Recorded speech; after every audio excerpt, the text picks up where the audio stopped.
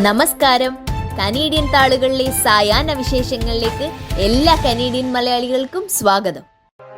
കാനഡയിലെ 100ഓളം ജൂത സ്ഥാപനങ്ങൾക്ക് നേരെ ബോംബ് ഭീഷണി. പോലീസിനെ വട്ടം കറക്കി. സിനഗോഗുകൾ, ജൂത കമ്മ്യൂണിറ്റി സെന്ററുകൾ, ടൊറന്റോ, മോൺട്രിയൽ, ഒട്ടാവ എന്നിവിടങ്ങളിലെ ആശുപത്രികൾ എന്നിവ ബോംബ് ഭീഷണി നേരിട്ട സ്ഥാപനങ്ങളിൽ പെടുന്നു. ഭീഷണിയുടെ ഉറവിടം അന്വേഷിക്കുന്നുവെന്ന് RCMP അറിയിച്ചു. ഇമെയിലെത്തിയ ഭീഷണിയുടെ സ്വഭാവം ജനങ്ങളിൽ ഭീതി സൃഷ്ടിക്കുകയും ഒരു സമൂഹത്തെ കൂടുതൽ അരക്ഷിതരാക്കുകയുമായിരുന്നുവെന്ന് പോലീസ് അറിയിച്ചു. ഭീഷണി വ്യാജമെന്ന് തെളിഞ്ഞെങ്കിലും അത് ഉയർത്തിയ വെറുപ്പിന്റെ ഭാഷ ഗൗരവമുള്ളതാണെന്നും ഉറവിടം കണ്ടെത്തുക തന്നെ ചെയ്യുമെന്നും പോലീസ് മാധ്യമങ്ങളെ അറിയിച്ചു. പാരീസ് ഒളിമ്പിക്സിൽ പങ്കെടുക്കുന്നതിൽ നിന്ന് റഷ്യൻ ഫെഡറേഷനെ വിലക്കിയപ്പോൾ ഇസ്രായേൽ രാഷ്ട്രത്തിന് പങ്കെടുക്കാൻ അനുമതി ലഭിച്ചു. എന്തൊരു ഇരട്ടത്താപ്പാണിത്!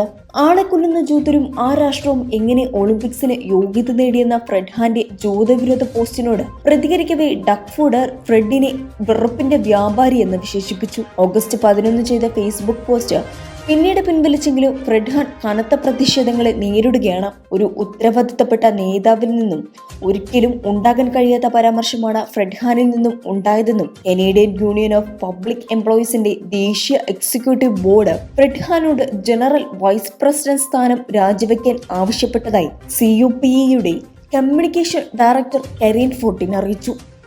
റെയിൽ സമരം ഗുരുതര പ്രത്യാഘാതങ്ങൾ ഉണ്ടാക്കുമെന്ന് തൊഴിൽ മന്ത്രി സ്റ്റീവ് മക്കിണ്ണൻ. ഈ സമരം കാനഡയെ മാത്രമല്ല ഭൂഖണ്ഡത്തിലുടനീളമുള്ള വിതരണ ശൃംഖലയെ തടസ്സപ്പെടുത്തുമെന്നും സാധ്യമായ എല്ലാ വഴികൾക്കുമപ്പുറം യൂണിയനുകൾ നിലപാടിൽ ഉറച്ചുനിന്നതോടെയാണ് സമരം ആരംഭിച്ചതെന്നും അദ്ദേഹം വ്യക്തമാക്കി.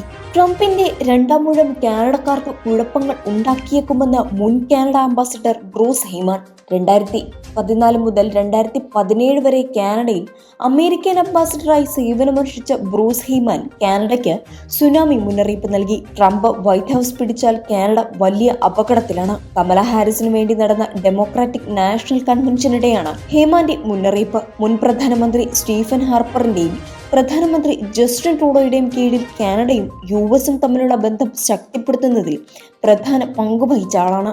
ആദ്യ ട്രംപ് ഭരണകൂടം കാനഡയെ സംബന്ധിച്ചിടത്തോളം ശുഭസൂചകം ആയിരുന്നില്ലെന്നും ട്രൂഡോയെ വ്യക്തിപരമായി അധിക്ഷേപിക്കുന്ന ഡൊണാൾഡ് ട്രംപിന് കാനഡയോട് എങ്ങനെ നീതി കാണിക്കാനാവുമെന്നും ഹെയ്മാൻ ചോദിക്കുന്നു.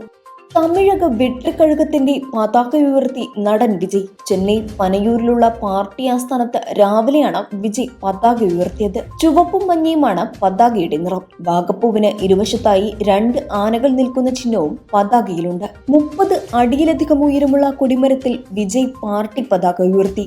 ജാതിയുടെയും മതത്തിന്റെയും ലിംഗത്തിന്റെയും പേരുള്ള വ്യത്യാസങ്ങൾ താൻ ഇല്ലാതാക്കുമെന്ന് വിജയ് പറഞ്ഞു. പ്രതിനിധികൾ ചടങ്ങിൽ പാർട്ടി പ്രതിജ്ഞ ചൊല്ലി. ഹേമ കമ്മിറ്റി റിപ്പോർട്ടിൽ സംസ്ഥാന സർക്കാരിനെ പ്രതിരോധത്തിലാക്കി ഹൈക്കോടതി ഇടപെടൽ. കമ്മീഷന്റെ കണ്ടെത്തലുകൾ ഗൗരവമേറിയതാണെന്നും ഇക്കാര്യത്തിൽ പരാതികൾ ഇല്ലാതെ തന്നെ സ്വമേധയാ കേസെടുക്കാവുന്നതാണല്ലോ എന്നും പറഞ്ഞ ഹൈക്കോടതി കമ്മീഷൻ റിപ്പോർട്ടിന്റെ പൂർണ്ണരൂപം മുദ്രവെച്ച കവറിൽ ഹാജരാക്കാൻ സംസ്ഥാന സർക്കാരിനോട് ഉത്തരവിട്ടു. ഇന്നത്തെ കനേഡിയൻ സായാഹ്ന വിശേഷങ്ങൾ ഇവിടെ അവസാനിക്കുന്നു.